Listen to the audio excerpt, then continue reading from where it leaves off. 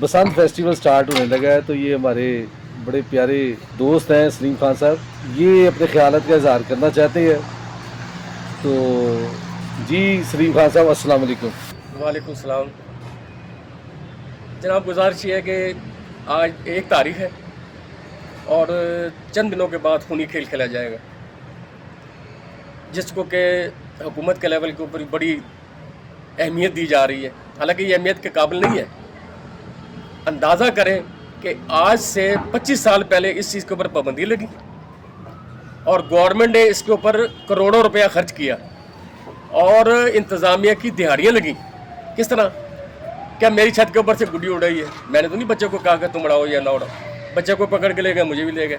अब वहाँ पे क्या होता है, सबको इल्म कि कैसे जान छूटती है या कैसे ये सारा मसला हल करना पड़ता है। इसके अलावा आज से 4 दिन पहले लाहौर में एक वाक़ा दाता साहब के पास पेश आया।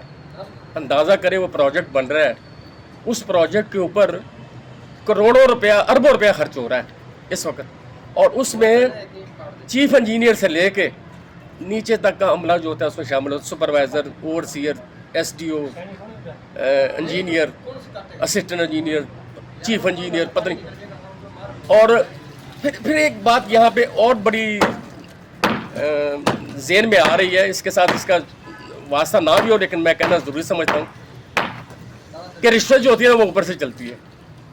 सब पैसे भी लेते हैं सर, क्योंकि अक्सरियत ये है ना कि काम की तरफ ध्यान किसी का नहीं होता। उनका यही होता है कि यार ये काम हो, हमें हमारा हिस्सा मिले, जान छूटे।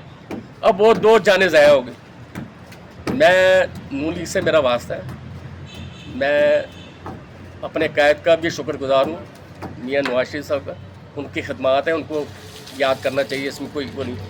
लेकिन हमारी वज़ीर आला के साथ भी मेरा थोड़ा सा मुखातब हो रहा हूँ मैं आपकी वसासत से कि सीएम साहब ने कहा कि ये हज़रत उमर का हवाला दिया। सुभान अल्लाह, बड़ी अच्छी बात है, देना चाहिए, लेकिन वहाँ तक हम पहुँच नहीं सकते, इसमें तो कोई डाउट नहीं है।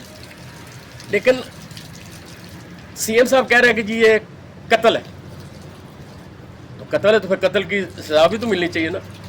ये मुअत्तल करने से सज़ा कोई हल नहीं है। आज मुअत्तल होगा, वो अफसर है, कल फिर बहाल हो जाएंगे। तो बात तो वहाँ की वहाँ ही रही। उसको क्या मिला? अगर आपने उनको फाइनेंशियली सपोर्ट कर दिया तो ये किसी बात का हल नहीं है। फिर दूसरी तरफ ये है, एक तरफ आप कहते हैं कि वो कत्ल है, तो ये जो जाने ज़ाया होंगी बसंत के ऊपर जो जाने होंगी वो किस चीज़ में आएगा? वो उसका जिम्मेदार कौन है?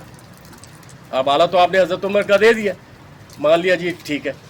तो हज़रत उमर के दौर में तो बड़ी बड़ी सज़ाएँ मिलती थी, बल्कि सरब भी कलम कर दिया जाता है जो गलत काम करता था कि भाई ये गलत काम है।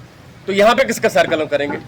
फिर दूसरी बात, ये जो रोड्स के ऊपर आप देखें, मेन रोड्स के ऊपर डंडे लेके बैठे हुए हैं, 200 रुपया 300 रुपये का बेचना है, और वो लोग मोटरसाइकिल लगा रहे हैं। ये एक्चुअली ना इलेक्शन होता है, इलेक्शन में वोटिंग होती है, उस वोटिंग में लोग वोट कास्ट करते हैं। ये हुकूमत के लिए एक बहुत बड़ा चैलेंज है, हुकूमत के खिलाफ वोटिंग है कि आप जो ये कदम उठा रहे हैं ये गलत है, इसको नहीं उठाना चाहिए।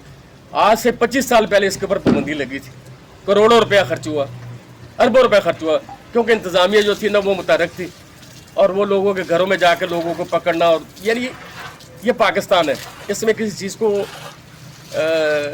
चीप करने के लिए बड़ी तगो दौड़ करनी पड़ती है।